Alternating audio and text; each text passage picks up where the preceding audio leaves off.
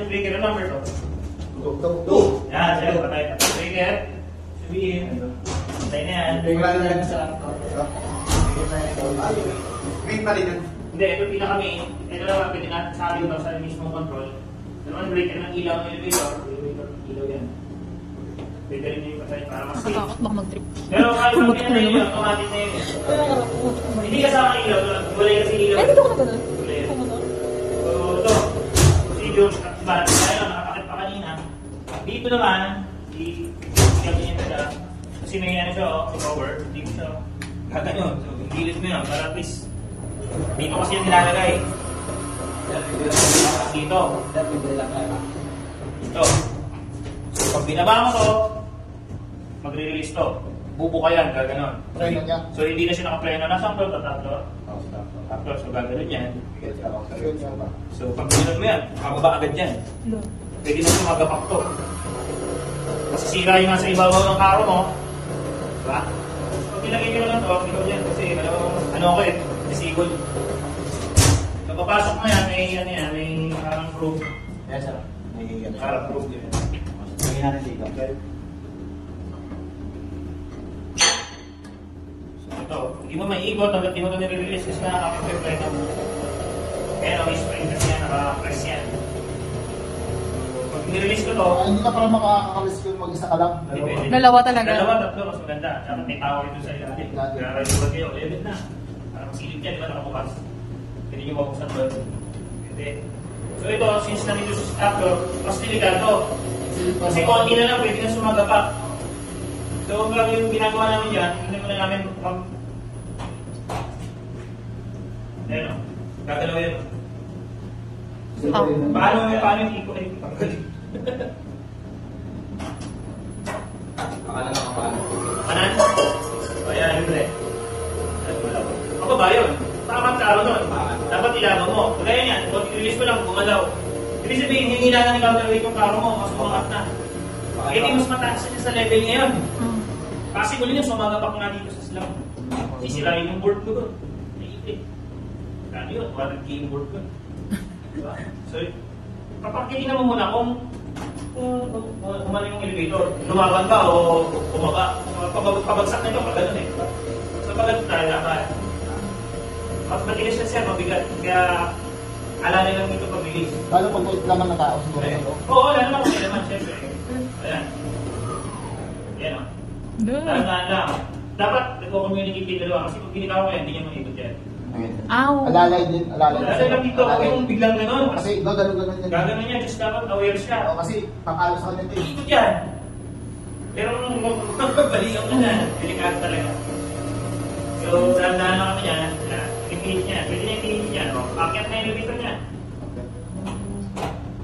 Ay, hindi, yung pababa, yung counterweight paakyat. Yung mabigat yung counterweight. Kung nilatay, iniikot niya. Ito pababa ko. Pababa yan. talaga siya, no? Pababa lang talaga ang abay sa pagkakas. Mga ganun sinaryo. Mas maganda. Or kung nasa 4th floor naman siya, pwede mo nang i-release konti eh. Pitik-pitik lang kung gagalaw eh. Kaso, delikado yun eh. Pagkakapitik mo, mas maganda may nag-iikot talaga dyan. Para siya yung nag-control. Ganito naman, wala naman yan. Pababa lang talaga siguro. Kasi paano? Mabigat. Oo, pwede. Kasi para labanan mo yung bigat. Oo. Kapag makakatansya mo. Pababa talaga. Diba? Yan. Mabagal na mabagal lang yan dun sa baba. Pag mabagal yan, ganyan na. So kung may pintura yun, malalaman natin kung anong Anong floor? Malagyan mo na lang ng anong marking yan sa sunod. Ano tayo, next year. 5 floor, ano ba? 3rd floor, dilaw. 4th floor, blue. Kasi, lahat mo lang, puro dilaw lahat eh. Hindi. Lahat yellow, kasi araw lang. Kasi hindi ka naman pwede mag-release ka agad kung hindi mo alam nasa elevator. Alam mo muna, di ba? Ang importante level. Oo, level lang. Level lang. Isang kulay lang. Kasi ano, pwede na kayo sumigit doon, di ba? Kasi Ito yung procedure natin. Sisilip muna. Aalamin mo muna kung nasa elevator. Tapos pagkalahanin, paghilaya, tayo yung cap nito, akyat. So alam mo na nasa third, alam mo na nasa fourth, alam mo na nasa ground. basta nakalibin lang. Oo, basta, hindi, yung hindi naman level. Kasi gagawin mo lang naman to pag hindi level eh. No. Pag naka-level, pwede mo palabasin agad. Yung pasok yung sa 150. Oo, yun yung sasabi Kasi makita mo doon na kaya lumabas yung tao ng makakaayos. Pwede mo eh. Basta patay ang breaker. Patay lang ang breaker na. Pakita pa. Ayan. Gusto mo ba i-try? Turn. Yan. Pag ganun lang sir, para mababa ang karaw. Yan. O, siyempre, mag-community ka. Mag-ano tayo. Communicate. O, communicate. Pigil yan. Sige, pwede mo ipihitit na ng pigil. Huwag mo lang bibitawan ha. Basta nakapigil ka. Sabi mo sa akin pa, ano,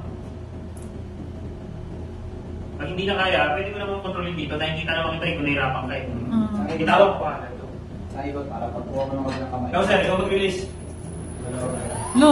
Dahan-dahan lang yung pakagat lang. Bumaba. Bumaba. Hindi, huwag po bumaba. Sige. Talay ka din siya, yung kamay mo. Sige sir. Okay. Yan. Para nakakapit pa rin siya, yung sa atin na lang, hindi masyadong release. Bomba. Puto na sa kaya. Yan na.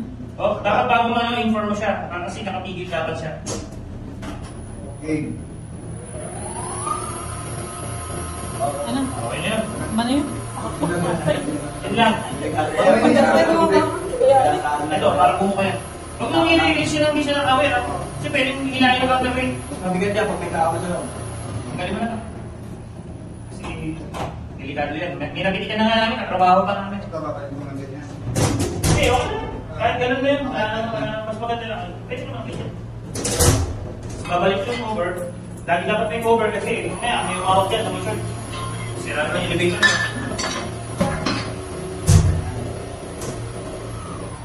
Ito naman, mag-inom na namin breaker, mag-re-review na ng Yun lang.